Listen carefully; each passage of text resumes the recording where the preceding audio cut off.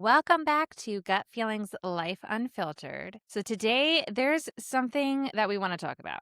And it's something that's happening in our healthcare right now that no one is really talking about. And once you see it, you can't unsee it. It's not just symptoms, it's not just diagnoses, it's actually fear. And fear is everywhere in our healthcare system. And it's quietly shaping decisions, outcomes, and honestly, people's ability to heal. I'm not gonna get on my soapbox too much today, so I'm gonna keep it calm, right, Jen? We so You can get on there for a little I bit. mean, I know.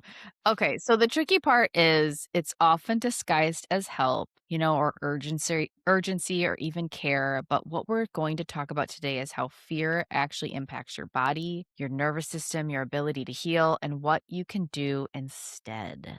Yes. So, one of the biggest things I've learned, and this completely changed how I practice, is that fear is not the same thing as danger. Mm, And that's a really important distinction that is.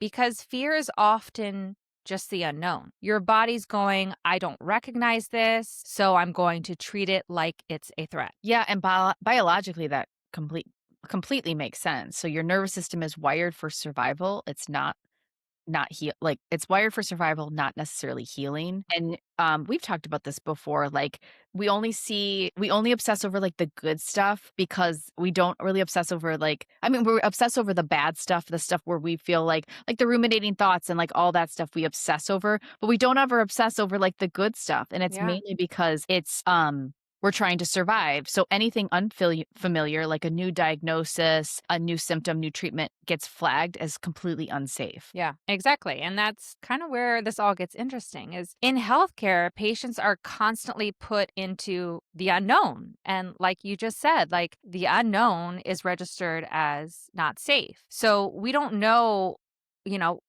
what's causing this diagnosis, or this could get worse, or you'll need to be on this medication forever. And what does all of that do? It triggers fear in your body, and the fear activates that stress response. So let's break this down physiologically because this is where it really matters. When someone is in fear, their cortisol is going to go up. Your blood sugar is going to go up. Your inflammation is going to increase. Your digestion slows. Function shifts. These are all because we're prioritizing survival. We're prioritizing living. We don't necessarily need to focus on our digestion because we need to make sure that we run away from that bear. Yeah. And this is all what frustrates me the most is we're trying to heal. We're trying to heal people while their body is literally in a state that is biologically impossible or incompatible with healing. So you cannot heal when you're in survival mode. And that is what I had to really dig into, especially with autoimmune conditions and all of the fear that surrounds us, these survival patterns. We're just constantly living in this like nervous system state of fight, flight, freeze, or fawn. And we'll kind of get into those even more. But all of those just stimulate your body is not safe. And then when you're in that state, you cannot repair or heal. No, it's like trying to repair a house when it's on fire. And I understand this so well because with all of the crazy symptoms I've had in 4 years, and when one I thought I got ahead of, right? Like I tackled it, and then it would pop up again. I'm like, "Oh god, I'm spiraling." Yeah. I would spiral. Like my insomnia would flare up. And instead of observing and telling me or giving like assessing what is the symptom telling me, I'm like, "Here we go again." And then I could Yeah. just feel the whole I'm like the trains was off the tracks, man. Yeah, and I mean, this is what we see clinically as well. Like patients are stuck in this chronic fear loop. We're constantly scanning our body, like checking out for this symptom, that symptom. Like something pops up, like, oh God, now this hurts, or oh, now my knee hurts, or we're just constantly surveying our body for a new symptom. I And know. then guess what we're doing? When we get one of those symptoms, then we Google it Or we're Uh, chat GPT, like asking all these questions, like what, like this constant need for research. And then our mind expects the worst or predicts the worst. And those loops that you were saying, like predicting these worst case scenarios, ladies, I have done it millions of times. And what that does is it just stimulates that nervous system to constantly be in this low drive state of fight or flight. I actually just did it the other day. Like, I'm like, I haven't had headaches in months, and I was like, "Wow, I haven't had a headache. I bet I'm gonna get one." And that it wasn't me. It was, like, in my head, this, like, evil little whisper that was Yeah. like, "I bet you're gonna get one because you haven't got one, and you deserve one." And, like, this Oh, fucking toxic shit that was going yes, on in my that head, and I was like, ego. "Listen, babe, are not we don't do this anymore." No. Like, the good news is when you start observing that talk, Yeah. you really can help yourself in those moments. But we could talk about that forever, but let's talk about fear in the healthcare system, right? Okay, so this is Yeah. where we might ruffle some feathers a little bit. We're This is where I'm not gonna get on my soapbox, okay? I promise. I promise. But Maybe. I think maybe. I think it's important, and there's a lot of fear that we're used to Oh, in the yeah. healthcare right now, and it's not always intentionally there, but it's Right. there. Yeah. And I don't think most providers are malicious. Like, I'm not saying that at all. But the system that we are in is built around liability or worst case scenarios or control or standard of care.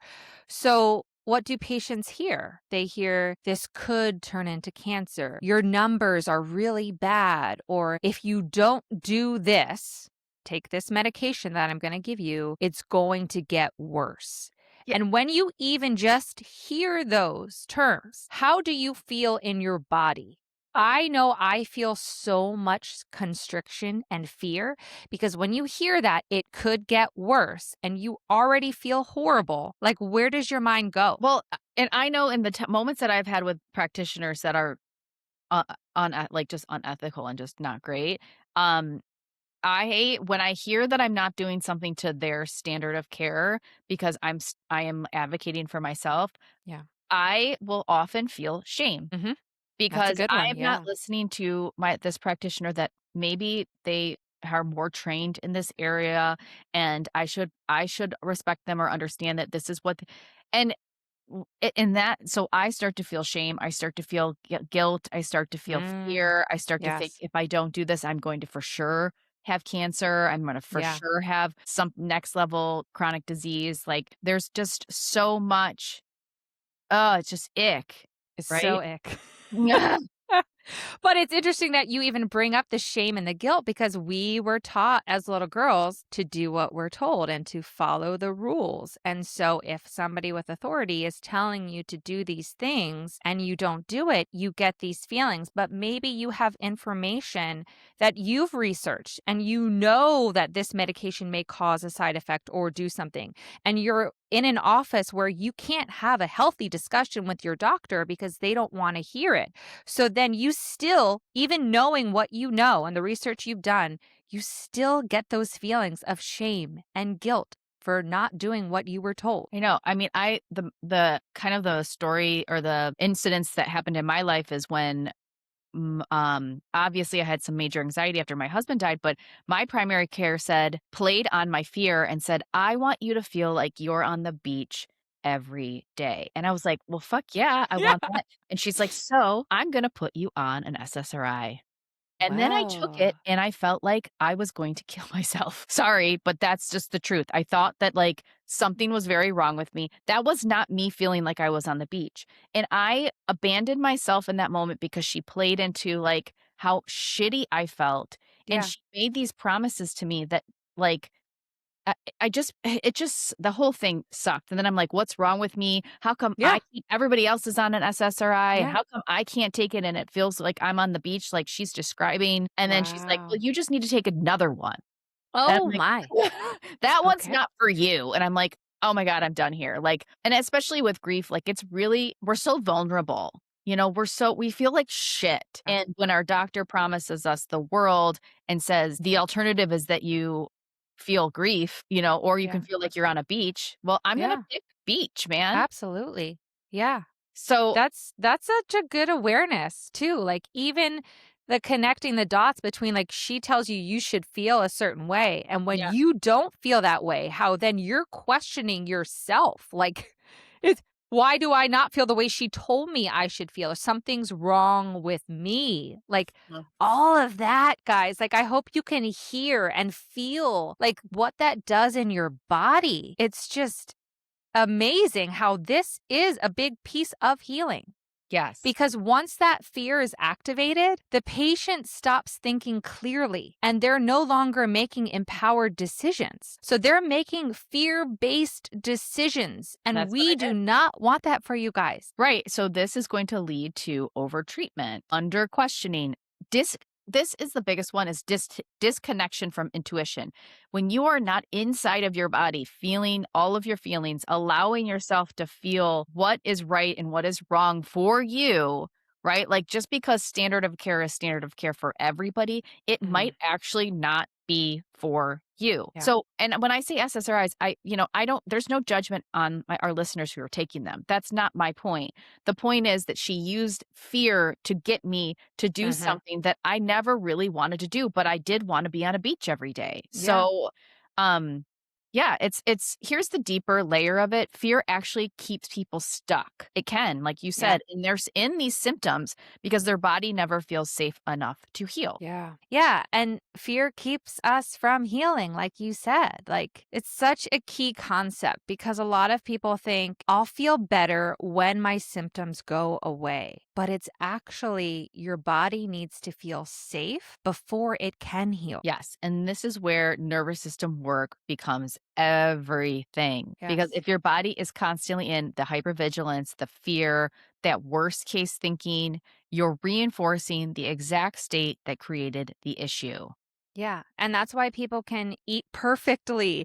They can take all the supplements, they can do all the things and still not get better Yeah, because they're because they're still living in fear. exactly. Yes.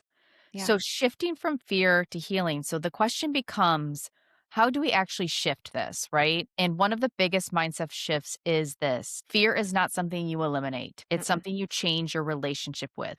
It's like, there's a lot of like woo woo, like only think happy thoughts kind of people out there. That is not real, right? Like you would need to feel all of the feelings in the spectrum of feelings. And also when you have fear, you are observing it. We talked about this a million times. We're looking at it from with different eyes, right? So you're going to change your relationship with it. I think that that's a key because we're also still humans. Yeah, And fear is okay. Like we it need to is. feel fear when it's appropriate. Um so yeah. And when we go back to what I said in the beginning, fear does not equal danger. Like, Mhm. fear is a normal response. I think we need to realize fear is going to be there with us. And like you said, we just need to change our relationship to it. So Mhm. instead of I'm scared something's wrong, it becomes my body is trying to protect me. And that's what it is. Like that's what fear was meant to, oh, you see somebody in a dark alley. That doesn't look right. Let's not do that. It doesn't mean I'm going to die, but it means, maybe I'm not going to go down there. So Yeah. it's telling me it's telling me a sign. Like, what is it Mm. telling me? I love my body is trying to protect me. Like that quote when I literally got full body goosebumps because it's so amazing. So from there, we start creating safety, right? So some Yeah. simple ways we can slow down our breathing. We can get out of the symptom obsession, which is so Yes. hard to do. Trust me, Oh, everybody. yeah. Oh, I yeah. I still can get on a loop and I have to trace it back to without obsessing, I have to trace it back to where did it start? When did it start? Because I can easily get into that. Like, I feel this. What does that mean? Especially people Mhm. that are really in tune to like their different things in their body. So I like to observe it and trace it back, but reducing information overload, right? So like Yeah. you don't need to learn every aspect of all the things in your body. It can be too much. And one of the things I want you to do and focus on is just reconnecting to your body. So you don't have to know about every cell in your body, every tissue in your body, but start to think about the tissue in your body and connect with it and give it love and support. Yeah. No, that's amazing because honestly, even bringing in things like joy and fun and connection, these are not extras. Like they are required for healing. They allow your body to feel safe again. So if you're someone that has a hard time feeling safe, well, one easy thing is focus on having more fun. Like Mhm. what brings you joy? What do you enjoy doing? And add at least one thing a day, like at least, like we should be at least having like an hour or two a day of fun and joy, but at least one thing. Because if you're at least, I keep saying at least, giving yourself a half hour to an hour of time where you're not in fight or flight, that's huge. And then then your body knows what it's like to feel that way and you can build on that. Yeah, and I texted you this weekend because I did Yeah. I did something very fun with friends. I did paint with a twist. And for the last 4 years when I felt fun, I felt guilty because my husband Mm, who has passed was not here to feel the fun. And also I did the he'll never be able to do this. He's never going to be able to meet my new friends, or he's never going to yeah. be able to have new memories and new fun with me. I would do like very subconsciously, I felt so bad for having fun. I Yeah. also was also very heavily on with grief. So like telling somebody to have fun in those states, you also have to understand that if you're in grief or coming out of trauma, this isn't muscle that you have to exercise. Yeah. It took me 4 years. Literally, I'm texting Jen and I'm saying, "Oh my god, I felt fun for the first time." Truly, like, "Oh my god, Yeah. I did not feel." I noticed that I started to feel guilty, and I pay instead of because I think it was very subconscious, Yeah. but I noticed the feelings of the guilt, and I was like, "Oh, that's that." And then I also had fun. I could differentiate them. So if you're in, like I said, coming out of trauma, coming out of grief, this one might actually be very hard for you. Not that you don't actively go seek fun, because I choose fun with my son and my friends and my family all the time, but feeling the fun Yeah. can be really tough. I say fake it till you make it, man. That's a good that's a good one. And that Mhm. was a beautiful connection that you made, like and if you can see, like, all like, how you explain it, like, all of that makes so much sense. Like, Mhm. for a nervous system, for that loss, for that grief, like, that makes so much sense why you wouldn't wanna have fun. Like, Mm. I understand that, and I think when you give yourself that, like, I understand why I was doing this, but now I can choose something different. But you couldn't maybe make that connection initially, like, that took a lot of healing, like, the different layers that you've worked through to actually make that connection, and then, like you said, feel safe enough to have fun, like, that's amazing. Yeah. And then also to feel sad at the Yeah. same, yeah, like I allow, like, allowing all the spectrum of feelings in a moment, but when you're so clouded by a lot of that fight or flight, it can be hard to differentiate all of the feelings Yeah, I mean, because yeah.